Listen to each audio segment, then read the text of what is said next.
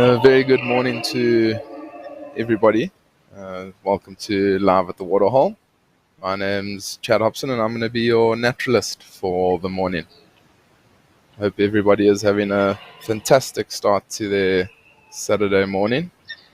And wherever you may be, I hope you do enjoy the show this morning. But how beautiful to start a Saturday morning with a beautiful big herd of elephants here at Jamala. Lots of elephants. I mean, you can even see there off in the background. It's quite a large herd there, and I'm sure they're going to come and join in on the action at the water. This is a live and interactive show, so please do send through your questions and comments that you might have for me. If you would like to subscribe, you can do so on the WildEarth website. Or if you'd just like to join the conversation, you can do so on X using the hashtag WildEarth.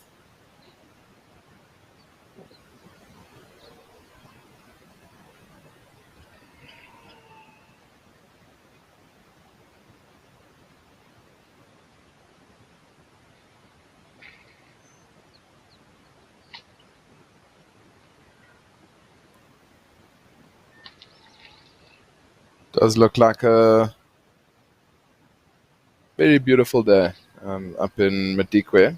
Sun is shining, clear blue skies, so I'm sure there's going to be a constant flow of elephants coming down to the water.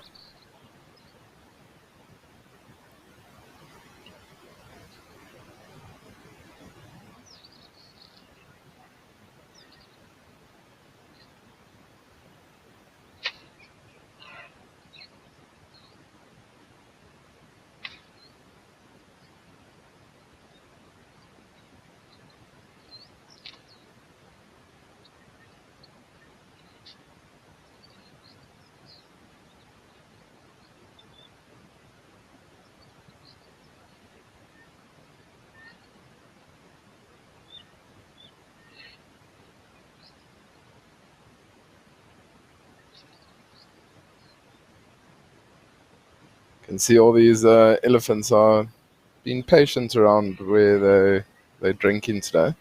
They're all just taking turns one by one.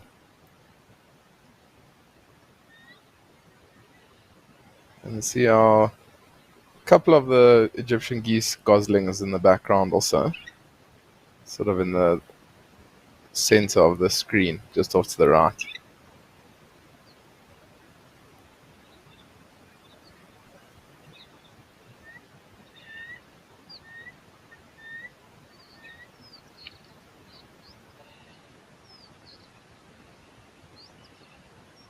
Patis McGorgan saying hi, Chad, from Saturday evening in Australia.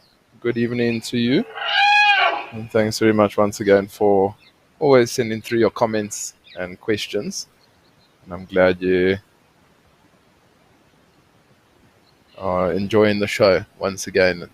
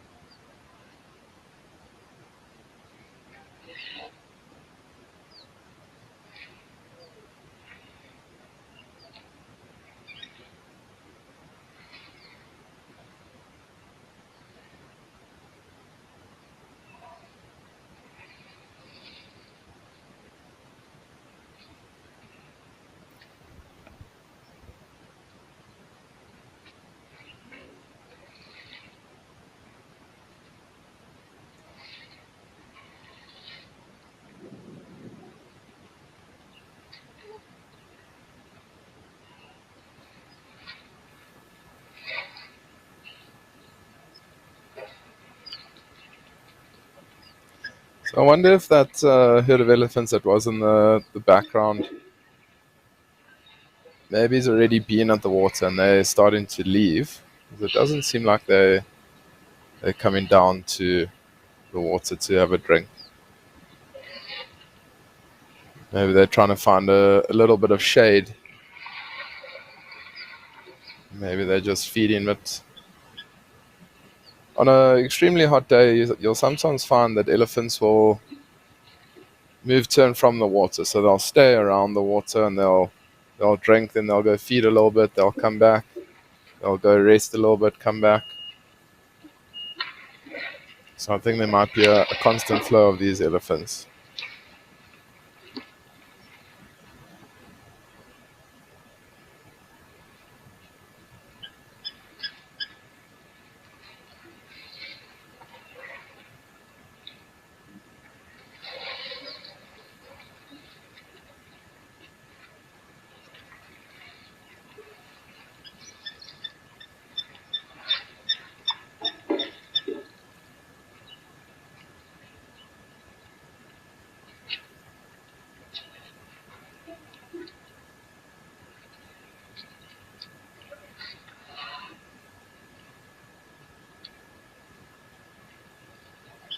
Also some impalas that you can see there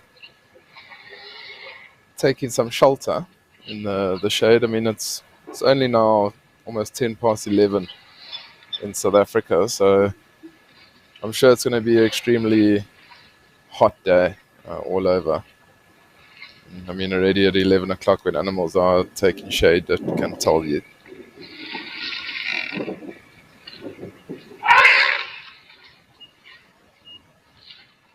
Cobra, you're asking how similar is elephant, rhino, and hippo skin to each other, and our skin.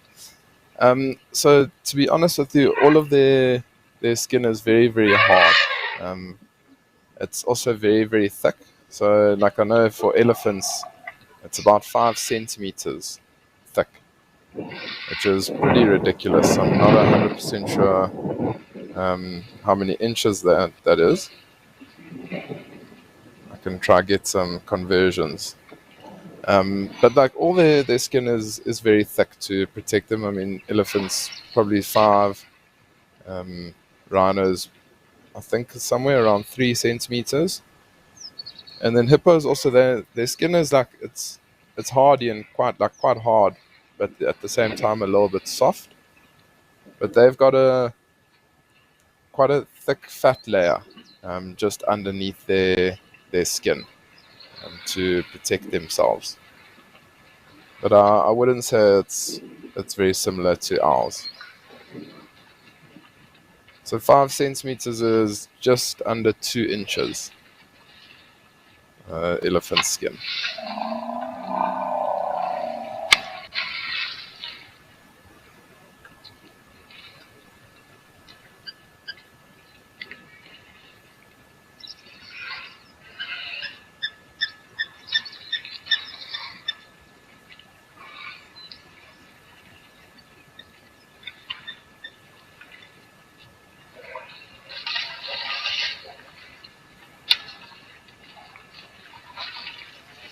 Seems like these two elephants are having their own little pool party.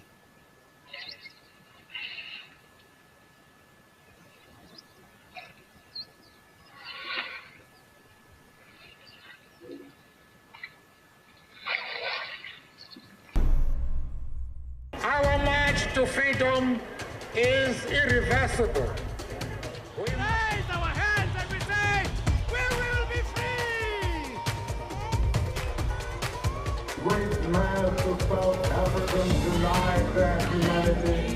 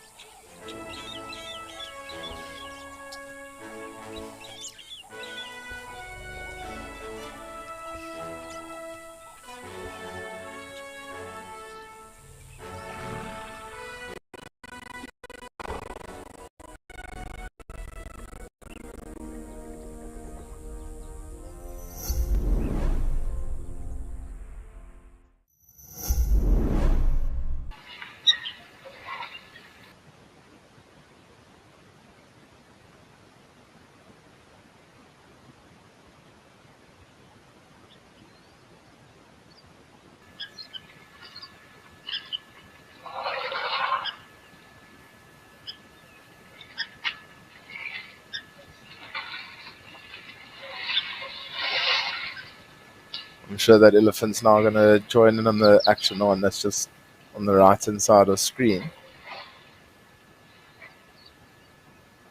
It is quite interesting though, they're all very similar ages. You'll often see it's often the younger ones that tend to have the best time in the water.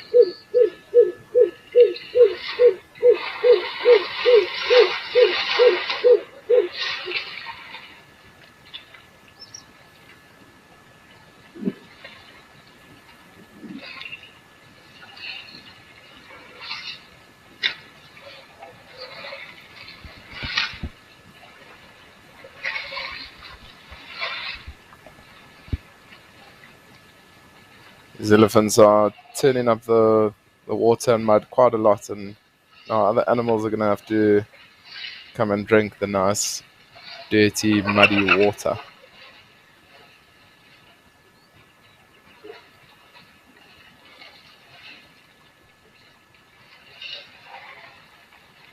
There's no better way to start your Saturday than like this.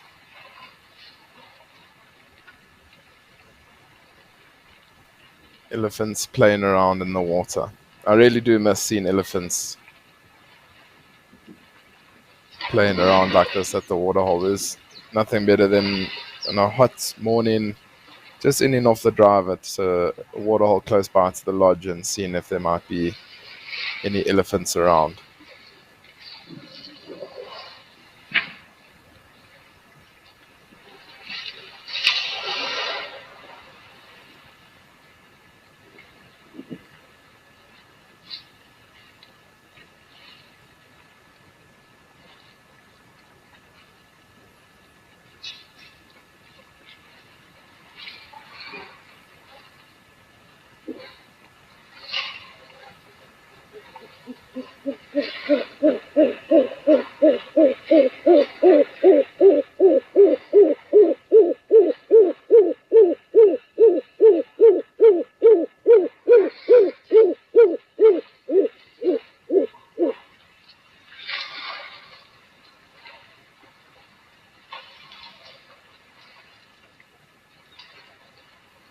Laura, you asking, do elephants develop a routine where they go to the same waterhole every day, or do they move quite a bit? Laura, so elephants, they will move huge distances. So, I mean, they'll move generally from waterhole to waterhole. But the matriarch, so the group leader of that herd, she might know that in this specific area, like the nutrients are good for the herd or good for the youngsters. So they then might stay within the same area. I mean, like they will move away from the water quite a bit, but then they might just come back because it might be the closest water. But they also could move, like this herd of elephants will drink here, and then they'll move away, they'll feed, and then if there's water close by, they'll go to the next water hole, and then maybe tomorrow again, then come back here. But it really just depends on the area, the food availability, and all those different things. But I wouldn't say they have a strict routine that they come every day to the same water.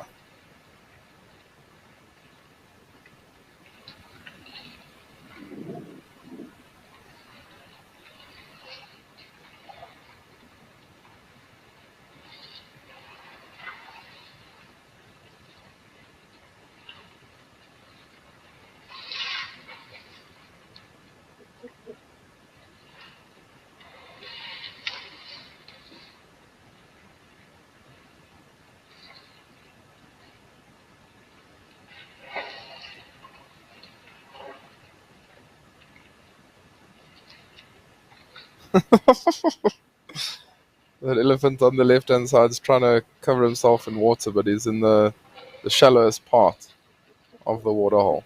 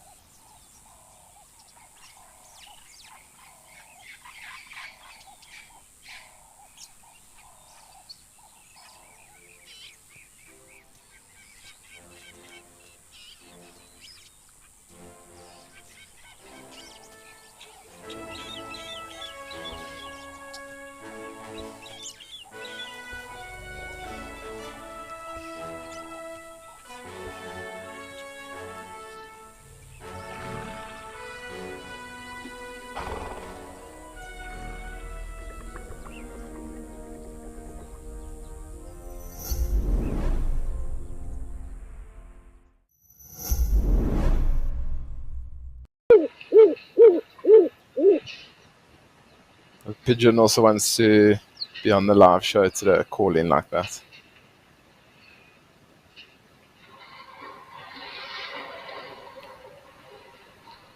Jada Kingdom, you're asking, would contraceptives change an elephant's behavior?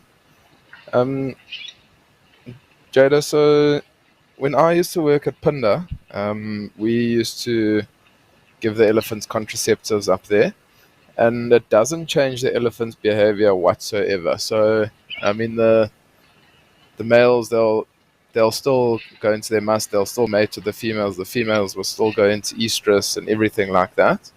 It's just they won't be able to reproduce.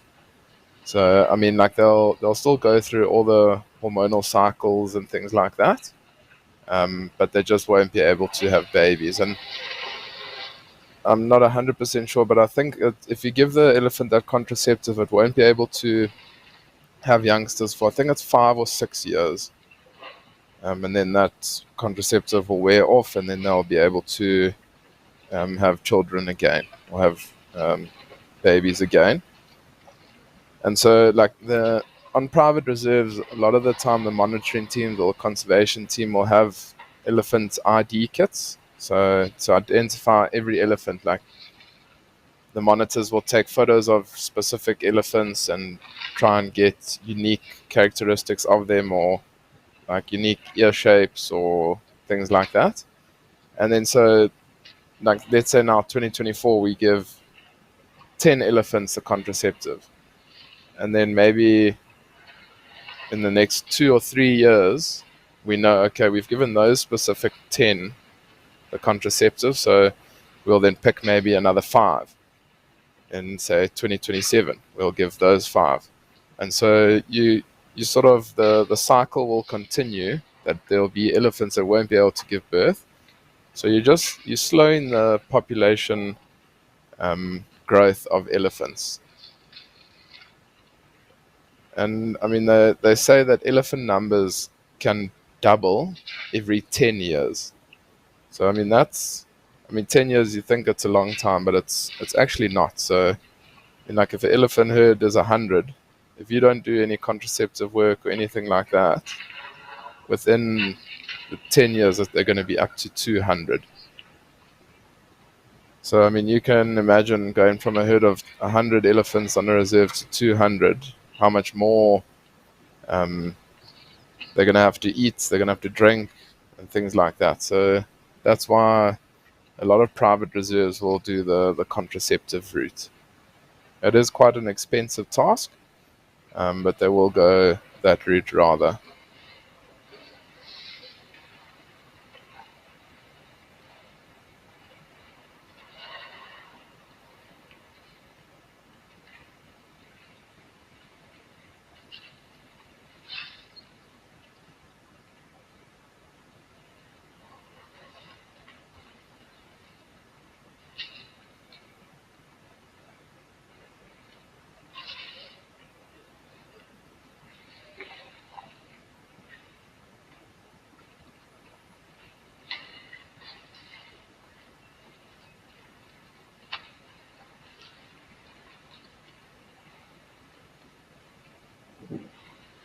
Beautiful to have so many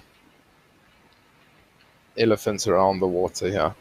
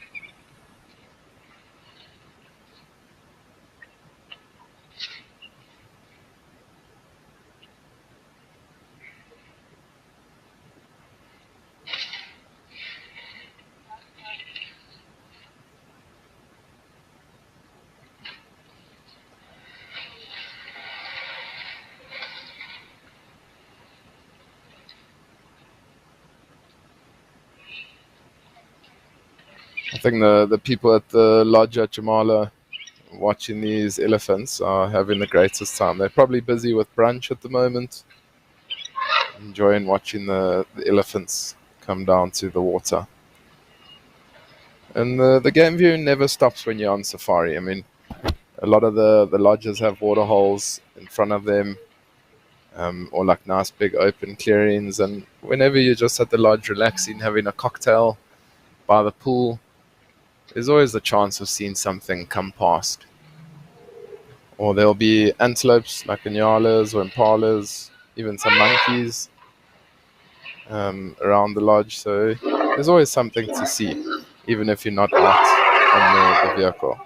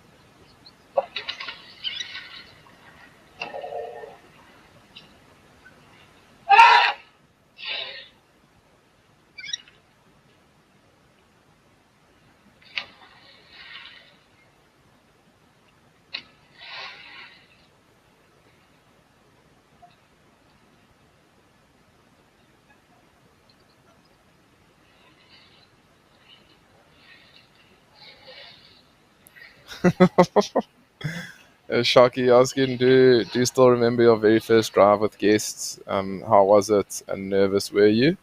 Did you manage to show your guests something? I will always remember my first drive with guests. So I studied for 2 years at a training provider called Bejan Nature Training. And like we used to get students in from the UK that used to come and stay, and we used to drive them around. But then I remember my first set of guests at Punda. There you do a 6 week selection process. So it's called the Nkwazi course, and you do this 6 weeks, and at any stage you can get kicked out because they're looking for specific like personality types and specific people to work for the company.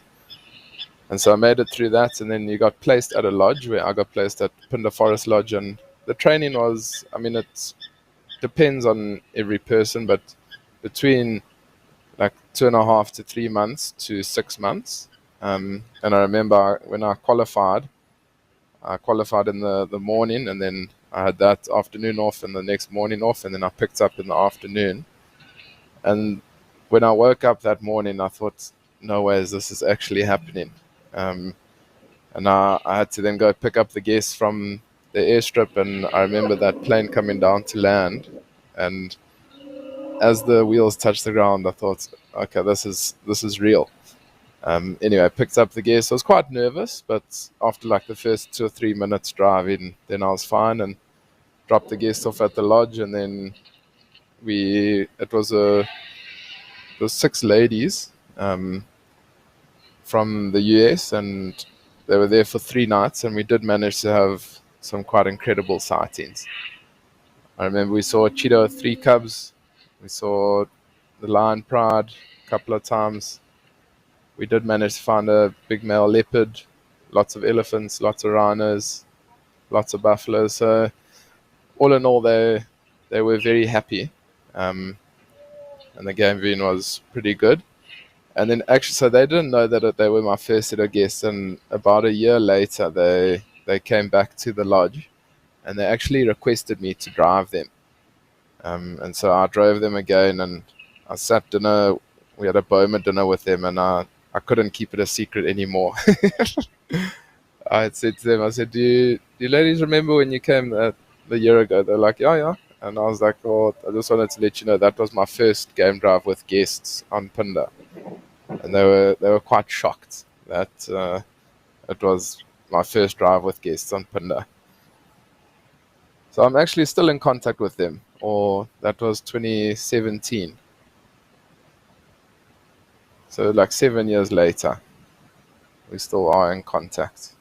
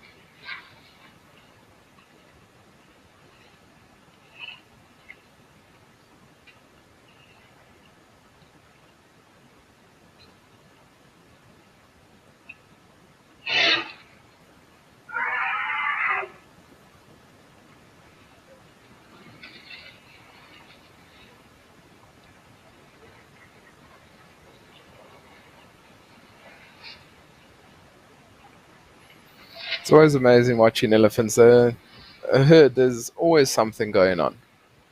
I mean, if you think about like leopard or lion or cheetah, they're active during the cooler parts of the day. So if you don't find them like first thing in the morning, the chance of them being active is very, very slim. They'll be sleeping in the shade of a tree. Whereas elephants, they're constantly busy all the time. So I mean, you can spend hours with the herd of elephants. And they're always, like, the herd's always doing different things. Some of them might be feeding, some of them scratching themselves, some of them in the water, some of them drinking. So there's always something going on. That's also why I do really enjoy spending lots of time with elephants on safari.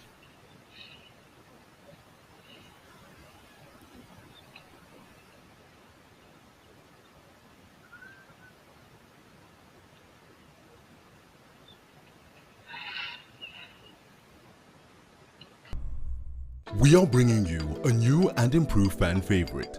We have unearthed the finest gems from over the years in our archives to give you hours of amazing entertainment. Hop on the largest safari vehicle in the world and revisit the best of WildEarth with epic moments from eco-training Pride Lands, memories from Madikwe, and more. Reconnect with your favorite naturalists and animal characters with the best of Safari Live. WildEarth, connecting with nature.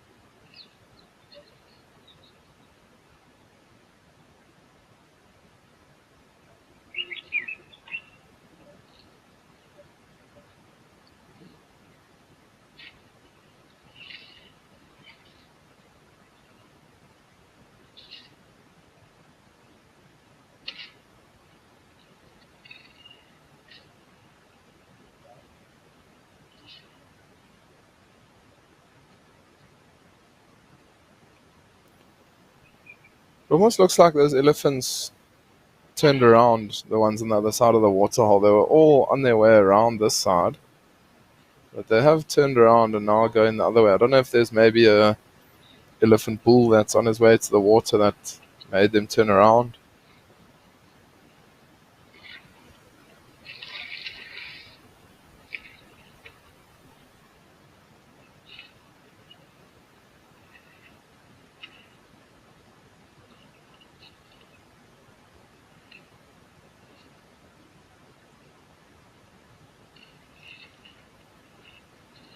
We're gonna change up locations. We're gonna leave these elephants here at Jamala. We're gonna head over to Juma to see what's coming down.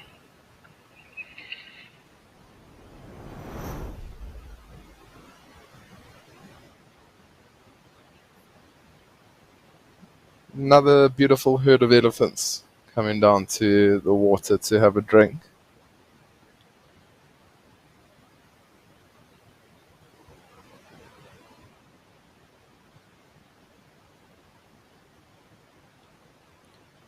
Pangolins galore. You're saying you remember me at Punda from when you were there in 2021. You did a WildEarth ticket to Dream Drive with Grant, and then was with the monitors as a volunteer. I do indeed remember you coming to Punda and going on drive with Grant. I hope you had a magical time. It's a magical place. Punda, very very unique, and also quite incredible that you got to join the monitors in their daily duties.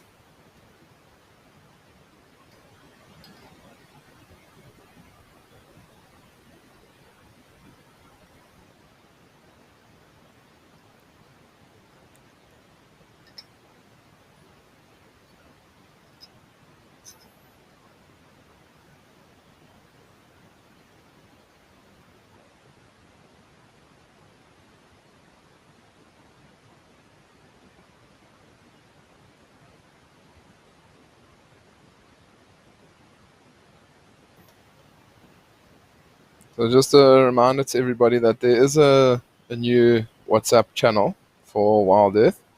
So we're now on WhatsApp, so you can download the WhatsApp app from any of your favorite app stores and subscribe to our channel. And you'll receive all the show updates, special offers, promos, and lots more. So if you are interested, please go and download it.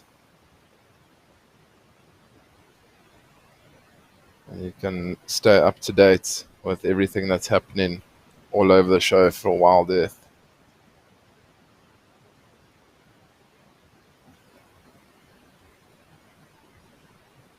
Patus McGargan, you asking if I've ever seen a big tusker. So I have. I have indeed seen tuskers. I've seen a handful of tuskers up in the Kruger National Park, around the Satara area is where I've seen most of my tuskers. And then also I did quite a lot of work at Tembe when I was studying in 2015, 2016. So I got to see a few tuskers up there.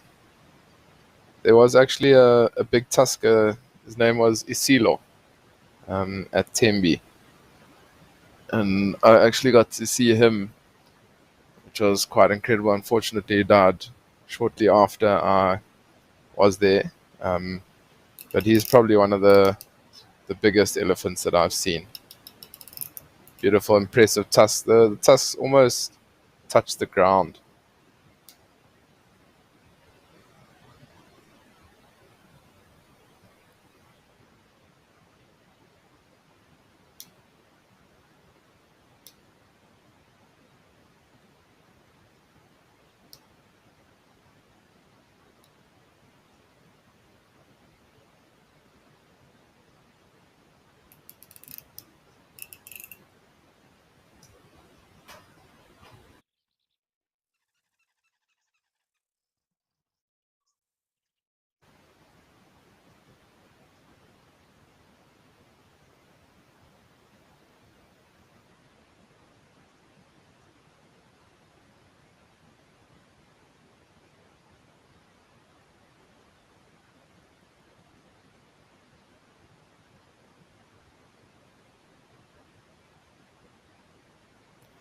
And see these elephants compared to the ones at Jamala.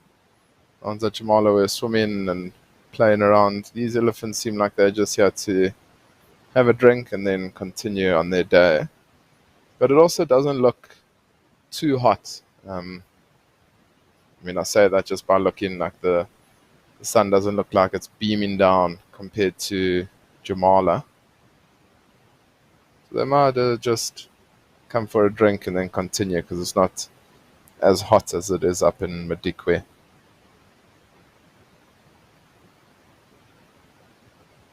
I mean, I'm sure it is hot, but I don't think it's as hot.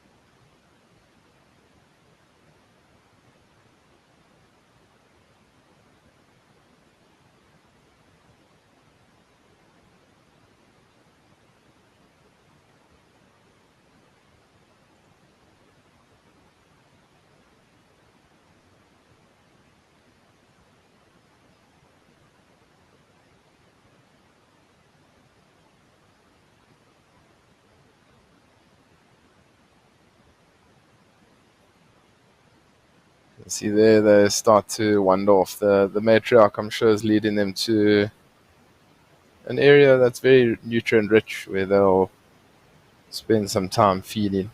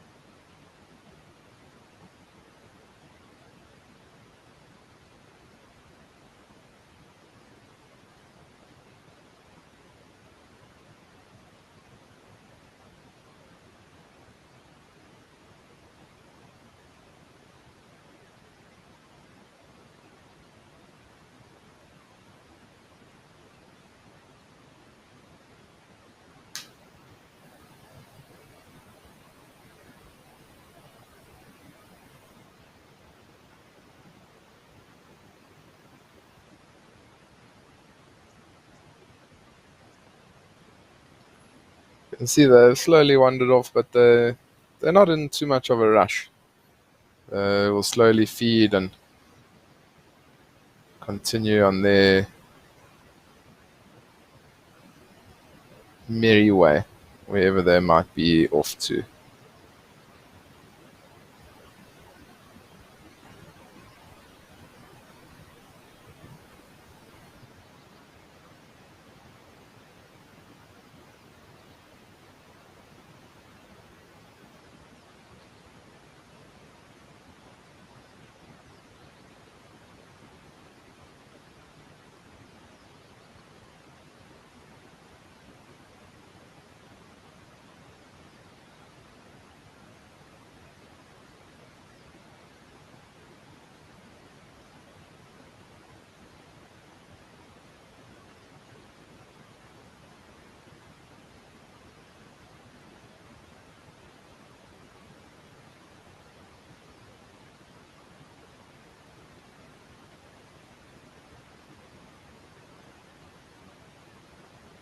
You can see that elephant there in the front, the biggest one. Maybe that's the matriarch, because the other elephants were sort of going off to the right hand side of the screen, and all of a sudden they all turned and followed her.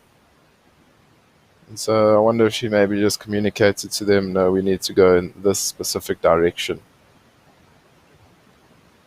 Because often elephants, they can communicate with rumbles that we are able to hear, but they also often will communicate with vibrations in the soil or in the earths. So we might not be able to then feel those or hear those. It's quite incredible to be with a herd of elephants and all of a sudden they all stop what they're doing and start walking.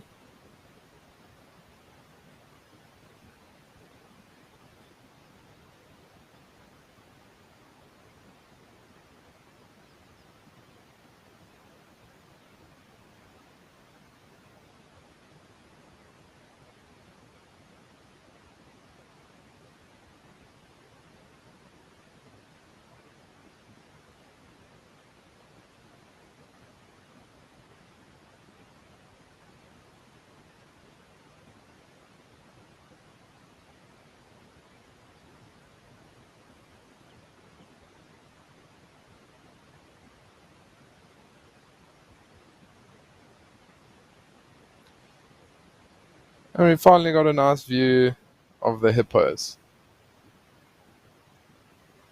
Let's see if we can see that youngster. See how it's doing.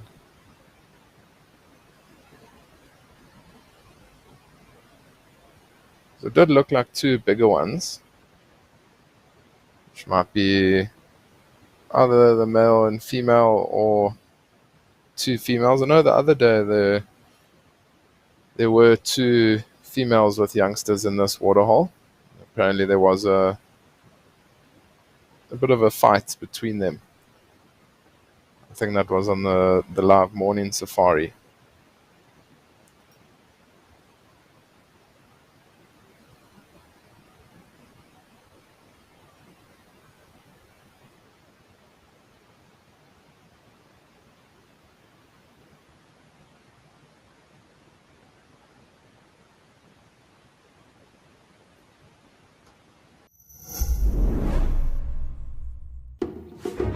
This is On Safari.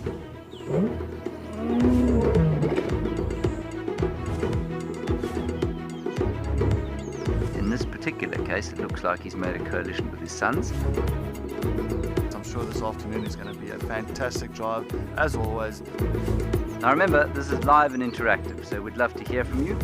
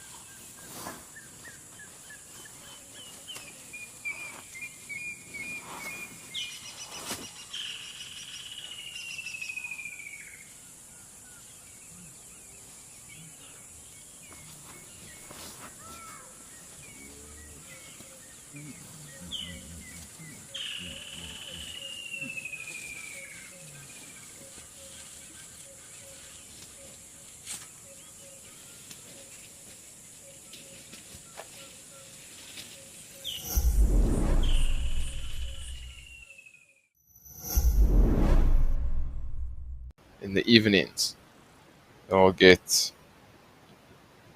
those ticks on them.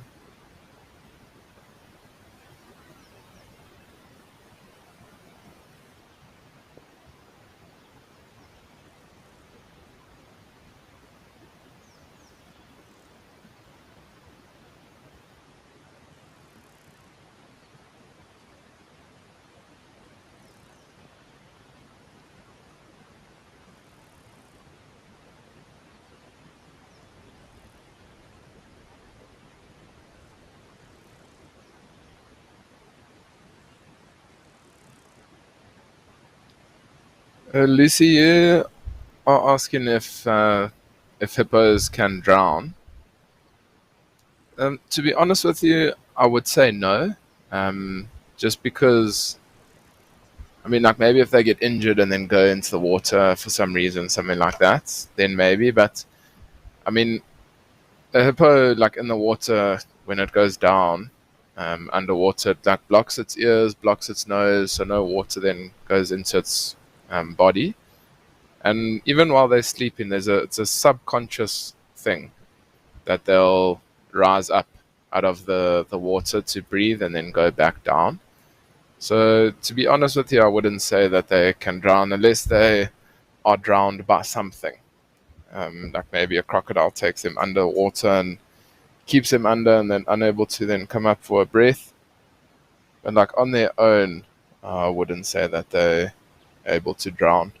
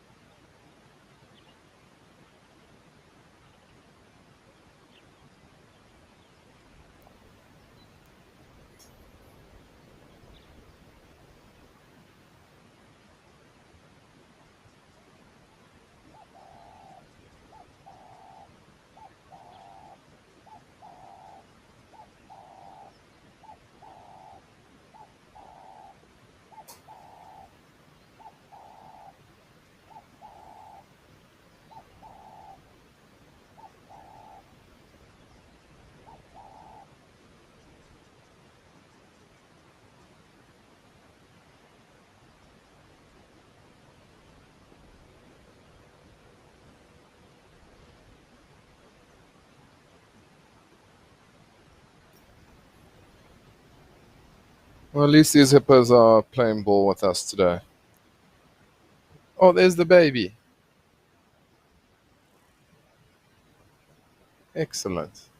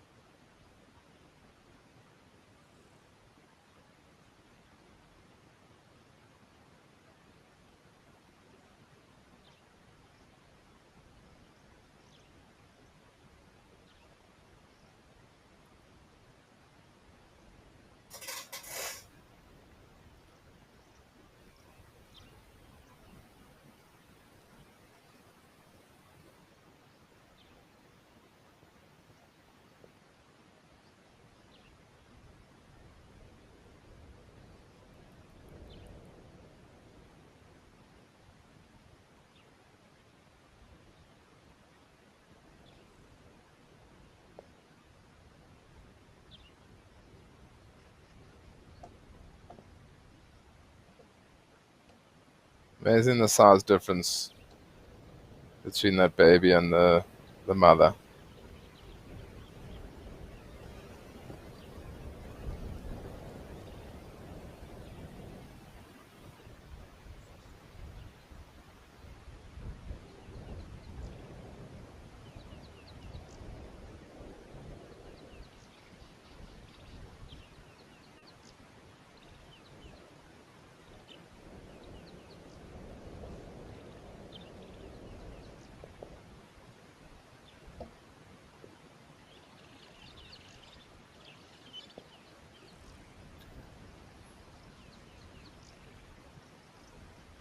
Melody, you're asking how is the hippo sweat different from human sweat? So it's a very interesting question. But so like human sweat is like water. I mean, it's like a very watery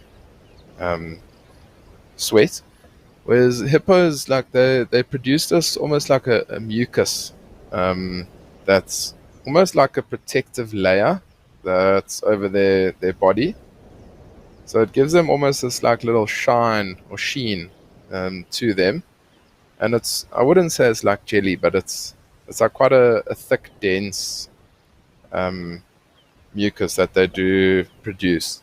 And it's also said to protect them from the sun. So I'll just say like it's a little bit thicker than our sweat.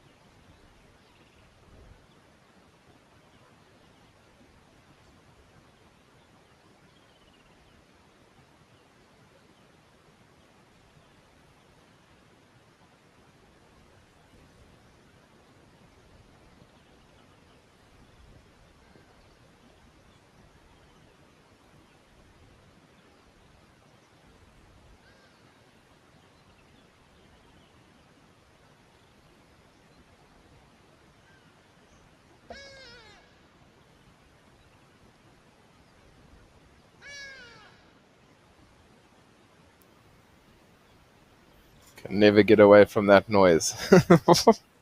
No matter where you are, you'll hear a hardy-dar.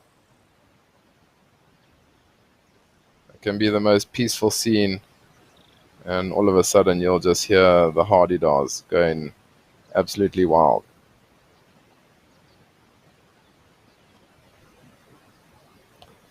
LG7, you asking, do the babies ever climb clear up on the backs on mom? So they do. They do sometimes climb on the back of mom. So, I mean, I think when the water's maybe a little bit deeper, that's when you'll then see the baby on the back of the mom. And often the baby will sit, LG7, on like between the head and the back, like almost on the neck area. And that's like oh, look, I thought it was going to happen there. I was going to say, no way, this hippo is listening to me. But yeah, they'll often then sit on that, like almost that crevice there between the back and the head.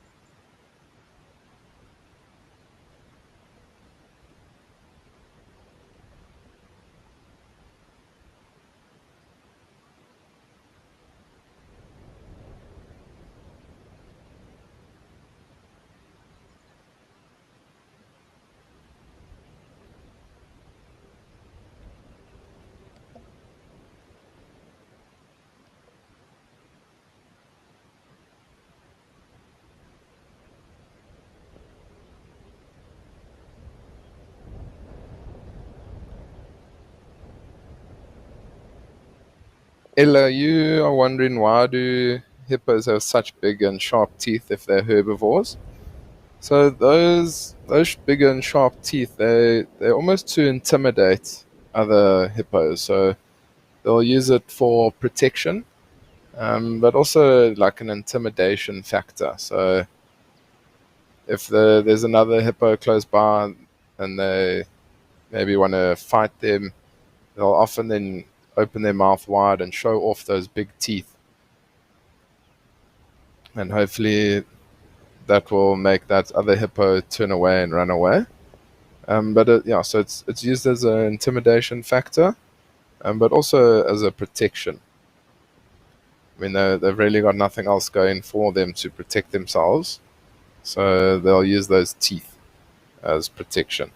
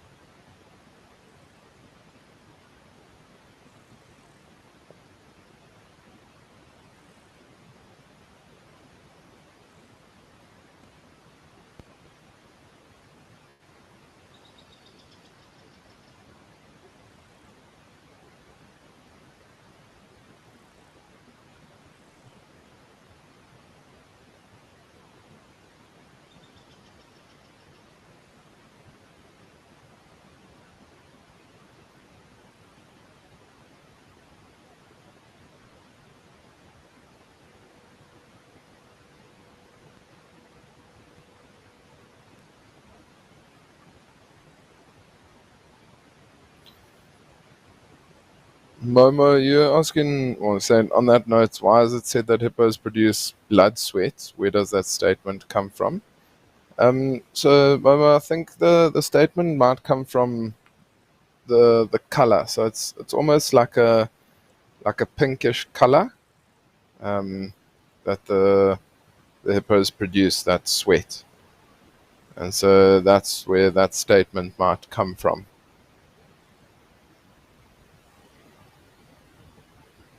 There's our hardy dolls that have been making constant noise in the background.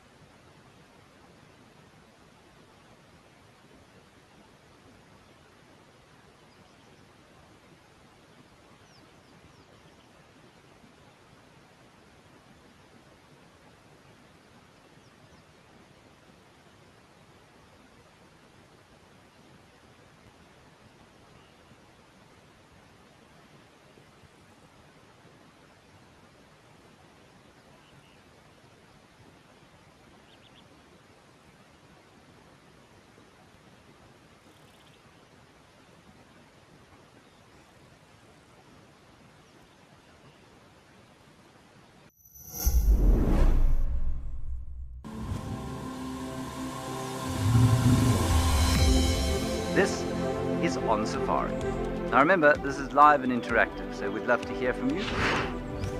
To be having these incredible experiences in this wild underwater forest. It was just one of those things which I don't think I'll ever see again in my life. Thanks for joining us on our Sunrise Safari.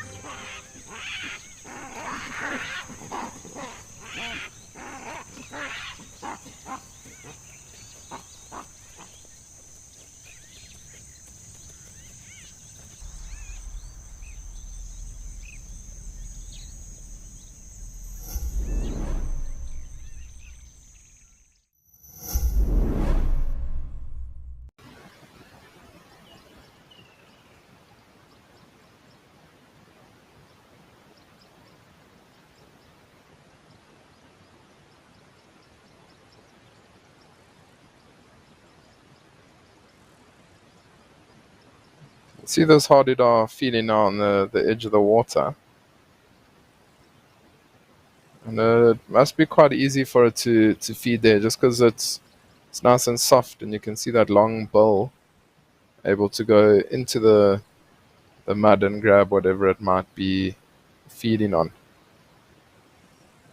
Maybe little worms or any little crustacean that might be in the mud there.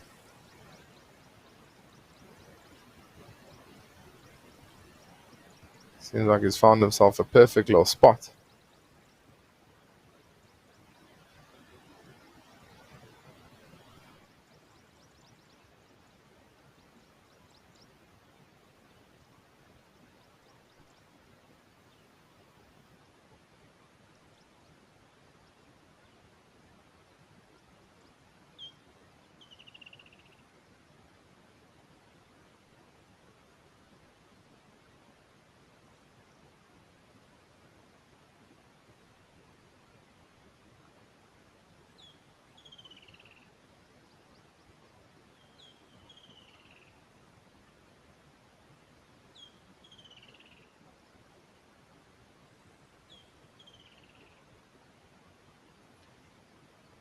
Could listen to that woodlands kingfisher call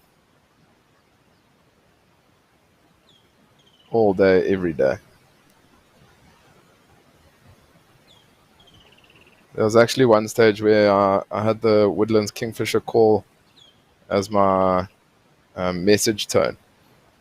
And we're once I think we're in a lecture, and the call went off, and it was still like in the heart of winter. And I remember somebody said, "Yo, that woodlands kingfisher is definitely back a little bit too soon." And the whole class burst out laughing, and he didn't realize that it was the message.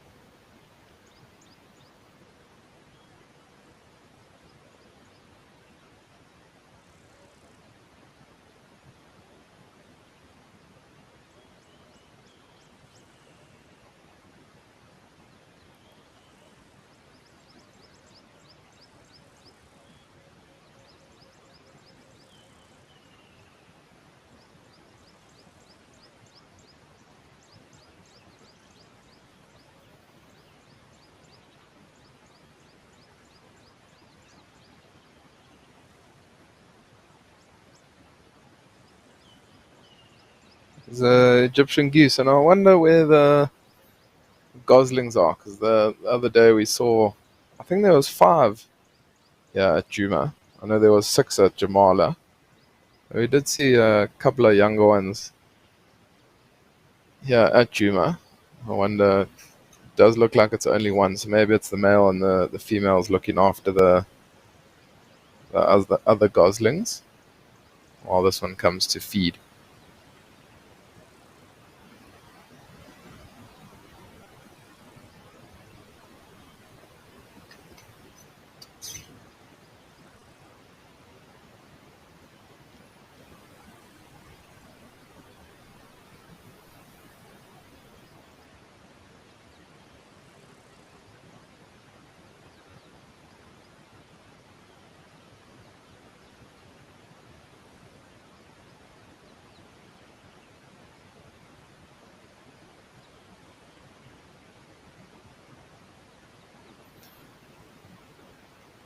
Pangolins, glory saying Hardy-dar and Woodlands kingfisher calls are among my favorite sounds of Africa. I couldn't agree with you more on the Woodlands kingfisher, for sure. And the Hardy-dar, I do know some people that like the call of the Hardy-dar. I think Pangolins, glory, if you maybe lived in South Africa and knew what we were all going through with the Hardy-dars, maybe it would change, but maybe not. Everybody has their own opinions, though. But I'm glad then we bringing you a little bit of Africa to home.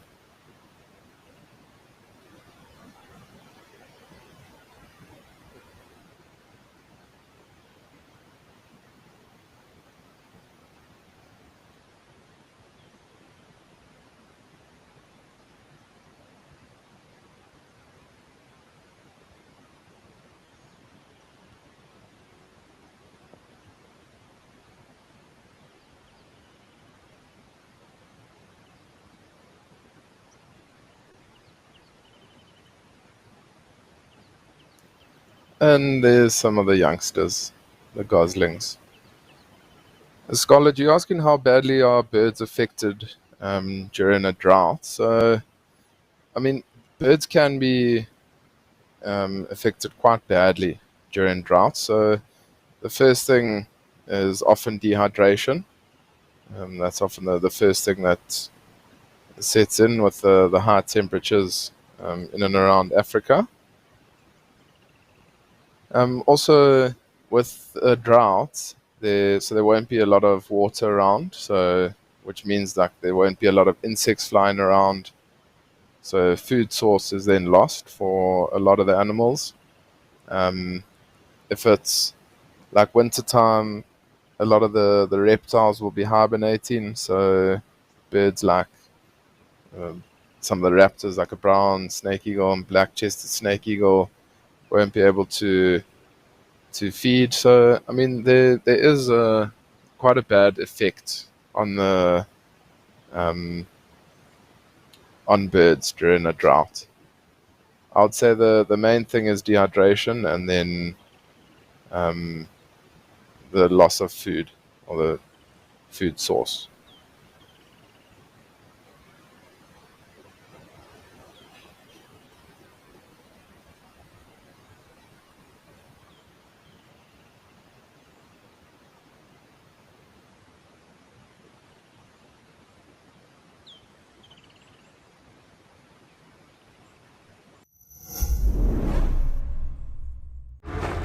Out in the wild, life moves fast. To capture the action, you've got to be in the right spot at the wrong time. Now, incredible animal behavior, selected from amazing amateur and professional footage, to reveal the secret lives of animals in motion. This is raw nature, caught in the act.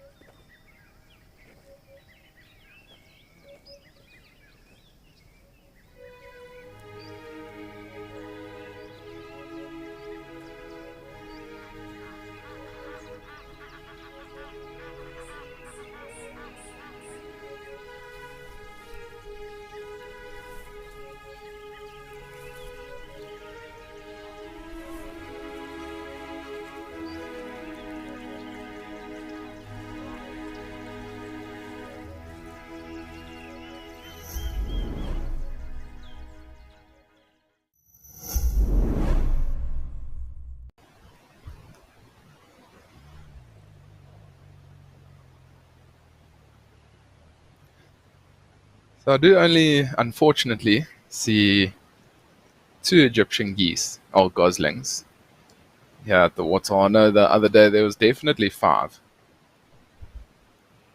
You never know what might have happened to the others. They are quite vulnerable to some birds of prey, maybe even some snakes or a monitor lizard.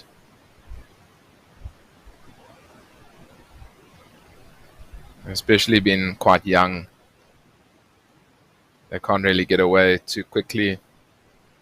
So that's often then how they do get taken, unfortunately.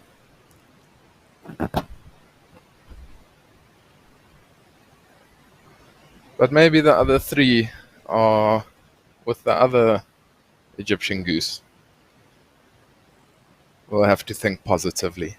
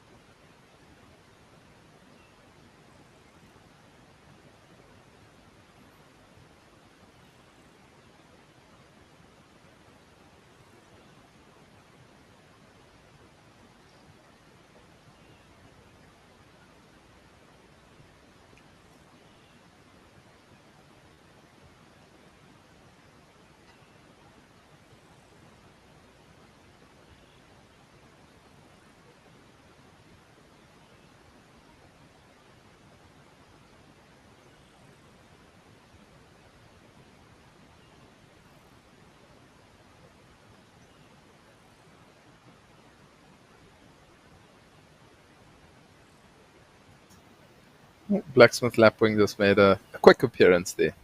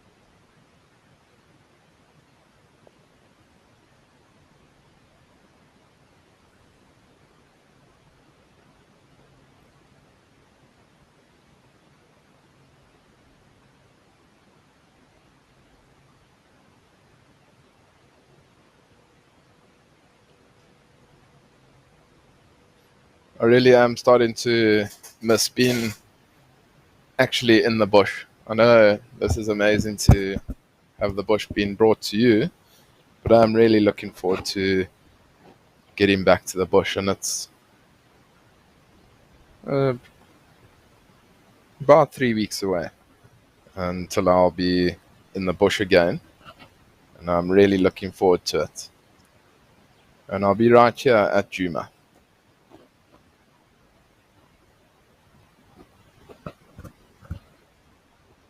Just a reminder to everybody, this is a live and interactive show, so please do send through your questions and comments. If you would like to subscribe, you can do so on our website. Or if you would like to just join the conversation, you can do so on X using the hashtag WildEarth. And I'll be happy to answer any questions that you might have safari related.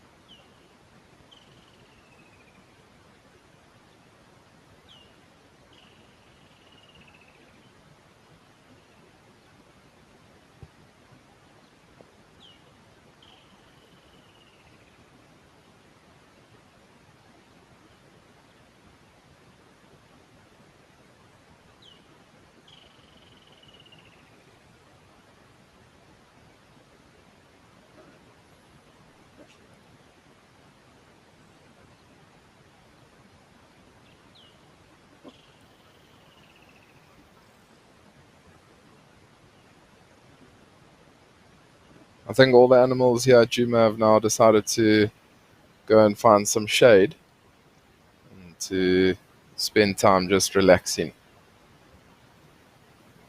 It literally doesn't seem like there's anything right now.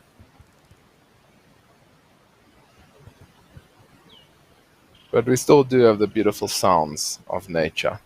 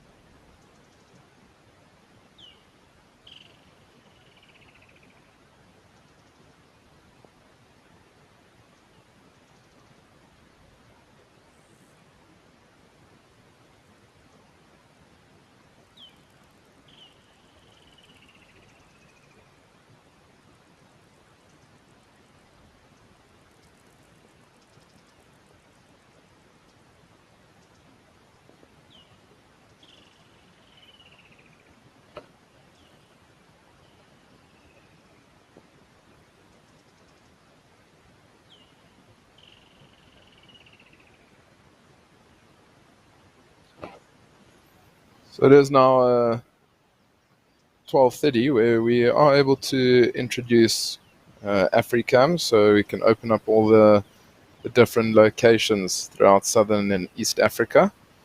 I just want to say thanks once again to them for allowing us access to all their different locations and to bring the different areas onto Live at the Waterhole. So thanks once again, Africams, for coming on board with the WildEarth family. We do appreciate it.